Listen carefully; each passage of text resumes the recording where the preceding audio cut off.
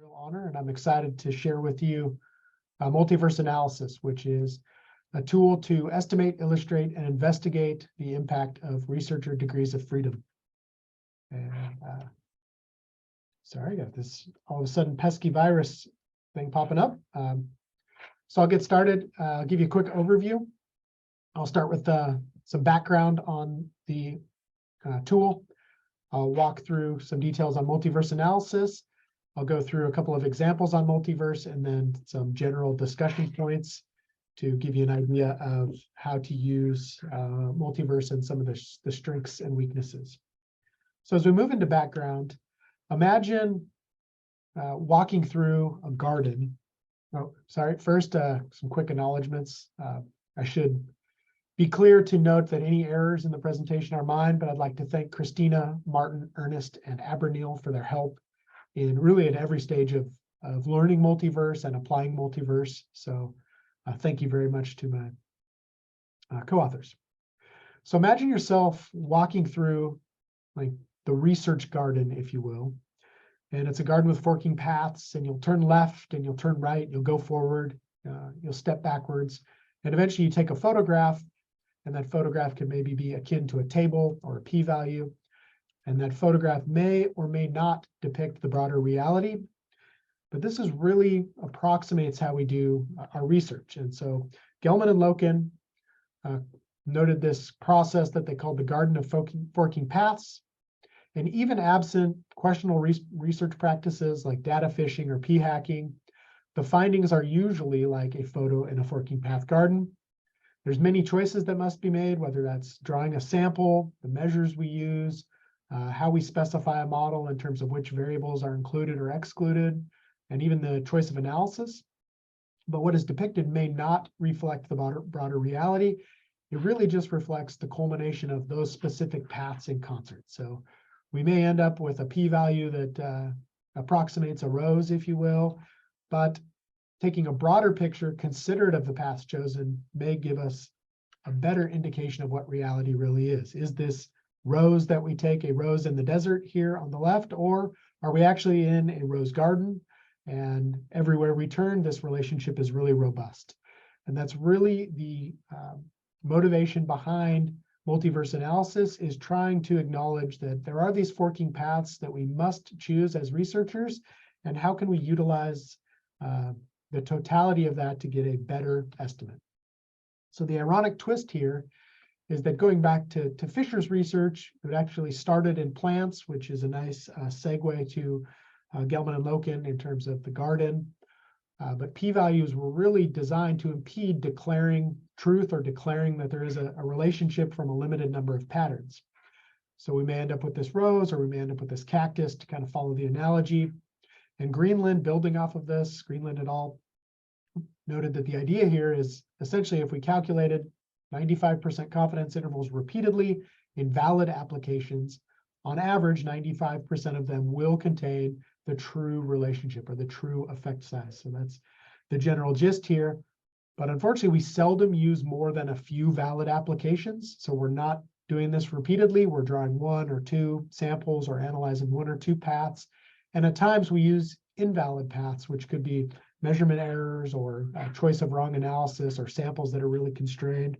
So we don't necessarily get an accurate picture of what the garden really looks like or what the relationship really looks like. We get a picture of a really constrained path. And so the forking paths analogy, Gelman and Loken kind of coined this, building off of a similar idea, which is researcher degrees of freedom. And this is the acknowledgement that choices that we make in constructing and analyzing data probably affect the outcome. And this could be, for example, robustness across different sampling frames. We have to choose a sample to get data. There's many opportunities to choose a different sample. And sometimes the sampling frame matters, and that can inform theory. And sometimes it doesn't matter, and that's also informative. We have to choose variable measurements. Again, we have to choose what we put into or out of the model. And we have to choose a specific analytical approach. So each of these choices that we make as researchers hopefully will be grounded in theory and methodological practices, but they're still choices nonetheless. And so kind of acknowledging that these are choices and there's a sheer vast number of alternatives is that Multiverse can kind of consider this in concert. And this isn't to view this in a negative light. This is very much to take advantage of the upside here, noting that as human beings, we face time and cognitive limits, and as researchers, we face page limits. So acknowledging just a few simple alternatives would result in innumerable number of tables that we would produce. That takes time. It takes time to explain them. We're cognitively limited. We can't necessarily consider all alternatives. And even if we could, our reviewers face those same constraints. So naturally, over time, we've developed a series of practices to limit them to hopefully the best possible alternatives. But in some cases, there's not necessarily one right or wrong answer. Different choices could be justified. And that lack of right or wrongness, if you will, leaves a lot to be desired in terms of having robust knowledge. And so we're going to try and take advantage of that situation a little bit with Multiverse. And then even if all paths are justified, as human beings, as researchers, even the most well-crafted of our explanations in a methods section almost always have key pieces of information missing. We're not perfect. We don't explain everything as clearly as could be. So it can be hard to know exactly what path was taken. So there's a lot of potential areas where these researcher degrees of freedom give us a constrained view of that reality, or give us a picture from the forking path garden, if you will, that doesn't necessarily reflect the broader reality. And what multiverse analysis will do is it will try to take advantage of that in reverse and say, hey, we can use these forking paths to our advantage to get a little bit better picture of the relationship. So it was created, in essence, with the idea that these choices may affect results. And so we can take advantage of that to address robustness and reliability given those forking paths, but also acknowledging that there are related knowledge dissemination issues with respect to limited time and capacity of scholars, limited time and capacity of reviewers. We're not perfect. So Multiverse tries to acknowledge this and address two key questions, which one is how much do the conclusions of the research change if a researcher makes alternative choices, so chooses a different reasonable sample, chooses an alternative measure, specifies the model differently, or even chooses a different analytical approach, and then which of those choices are consequential. And in having that information, we can aggregate it across the choices to offer a little bit more broad and robust picture. It can give us more confidence in findings that are robust across those. It can also help us identify consequential points in the forking paths. Maybe it's differences across sample, maybe it's differences in analytical approach, and that can foster better understanding. And this can really enhance the knowledge building process in terms of not constraining practices in a certain way, et cetera. So this was kind of the background of the multiverse analysis. This came out building on Goldman and Locken's work. Stegen et al. Produced this in 2016, so it's relatively new. And Sarma et al. In 2018 put a package together and explained it in detail to hopefully help researchers implement this. And we're going to follow Sarma et al. Today, which I'll explain. But before I do so, I'll walk through a few of the metaphors here. And Sarma et al. Equate the multiverse to essentially the forking paths, building off the prior work, or a tree of analysis where each fork in the path or each branch represents a choice between options. So in our traditional analysis, you'll see here in red, this may be what is kind of reported as the main analysis in a paper, but oftentimes there's alternatives. Maybe these are robustness tests where we'll analyze a few alternatives. Sometimes those are reported in the paper, sometimes not. We're leaning more towards those robustness tests, but you can see on the picture here to the left that there may be some other paths in there missing that just as human beings, cognitively limited, we don't assess. Now we could kind of pre-plan our analysis and decide that this one path is best, and that has some strengths, but that still gives us a constrained view of the researcher degrees of freedom. And there may be these broader forks lead to different conclusions.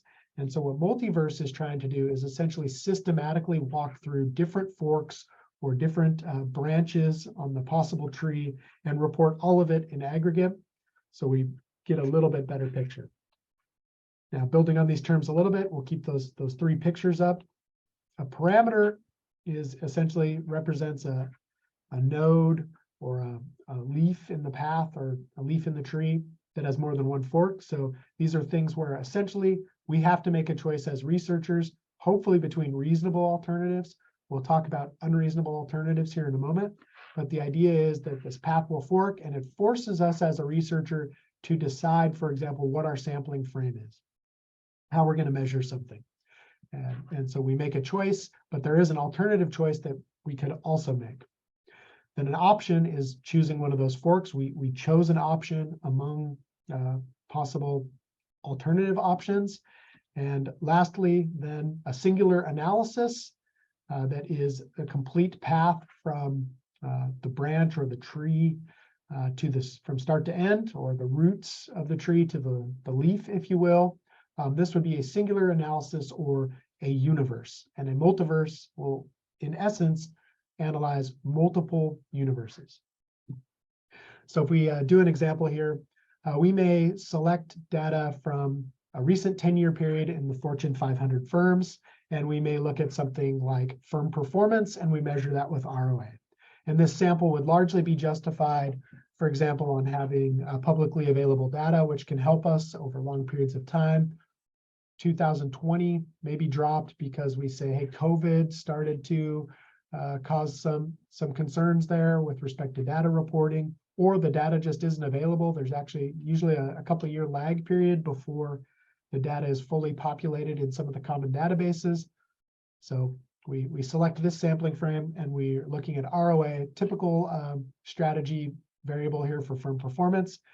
And we're going to specify the model based on theory and prior evidence with 10 predictors, whether these are control variables or our focal independent variables.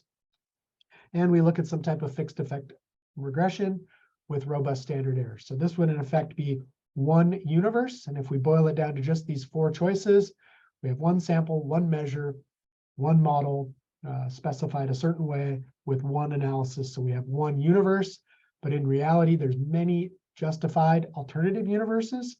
For example, we may look to add 2020, whether that's because data becomes available or we decide, hey, COVID wasn't that impactful in 2020, or let's see if it's robust. And maybe we drop firms. There's reasons why we may, for example, drop financial firms because they have different reporting and different regulations. So this would be a very common alternative in strategy. So we now have, kind of keeping track of our universes there on the left, we've instituted 3 universes. We may then think about our dependent variable, and we may use a different one. For example, we may log ROA to try and normalize it or reduce outliers through Windsorization. Or there's some evidence that maybe we should just use the return aspect or the net income aspect and not use the ratio variable, so not scale it by assets. So now we have here 12 total universes, and we may use an alternative, which would be something like total shareholder return. And so if we just instituted these choices, this would then result in 15 tables of robustness tests, and we start to get a broader picture, but also we start to reach diminishing returns in terms of our time and ability to analyze these. And this would go on. We could add or drop controls, and the multiverse then starts to expand rather quickly, or the number of universes, if we institute alternative analysis. So we're very quickly with a limited number of paths at 180 alternatives, and that would just be a massive number of additional tables and tests to explain to a reviewing audience. But this would, in effect, if these were the choices we specified, constitute the multiverse of the study. There's probably many, many more. Now, in theory, we should not add unjustified alternatives. So for analyzing ROA, we wouldn't, for example, run analyses with a logit model that isn't set to fit to ROA. That's designed for a binary outcome or a probit model. So we wouldn't run that analysis on ROA, but if someone did, or if someone ran, for example, an analysis that was designed for a balanced panel on an unbalanced panel, we can compare that unjustified alternative to these justified ones. So this can help us put the unjustified alternatives in context. Now, it's important to note these unjustified alternatives, they may be conscious, questionable research practices, but they may also just be unconscious. So I don't want to portray this in a negative light and use this as a tool to, say, play sheriff. That's not the idea here. The idea here is that we can take advantage of the multitude of choices and get a broader picture of analysis. But if there are unjustified alternatives, we can put them in context. This may be something like a misapplication of a model or an error that's not intentional. Practices evolve over time. If we went back in our journals, we would look at sometimes in the 80s, they used simple correlation matrices as their test of hypotheses. And we've now advanced beyond that, and we understand that there's limitations to a simple correlation matrix. So we could put maybe the effect that was analyzed through maybe in the past a simple OLS that didn't address repeated observations over time. We could put that in context of practices evolving. Also, the databases change, and this is very important to note that if you're drawing data from the Wharton Research Data Services, or WORDS, that the databases themselves change. This could be because a firm has a financial restatement. It could be because WORDS had a data input error. And so over time, we may identify that there were errors and want to update our analysis, and we can put the prior effect in context. And it could be something as simple as coding errors. Often, to run these analyses and to combine the data, many, many lines of code, hundreds of lines of code at times are written, and a simple error, a simple typo may have occurred. And so I'm going to put a plug in here for the Smart Data tool, which I'll share with everyone later, but this is a publicly vetted code which can help avoid those errors by using the Smart Data tool. And I'll delve into that a little bit later. But independent of these, whether they are out and out questionable research practices or unconscious errors, and Schweinberg et al., which I'll talk about here in a moment, has a nice discussion of this. We can place these unjustified alternatives in context to compare. For example, if there's a problem in an observation, we can show how changing the data would lead to a different choice, or maybe it doesn't. Either one could be informative. We could update a measure and put an old measure in context. This would be one of the forking paths, or data that is now available, and we add it to the model as a control variable. So we re-specify the model. Maybe the conclusions change, or maybe they don't. Or we update based upon analyses that was misapplied. For example, running a regression that absorbs the fixed effects that's designed for a balanced panel on an unbalanced panel. You're going to reach a different conclusion because absorbing the fixed effects is not a justified alternative, but we can place that in context.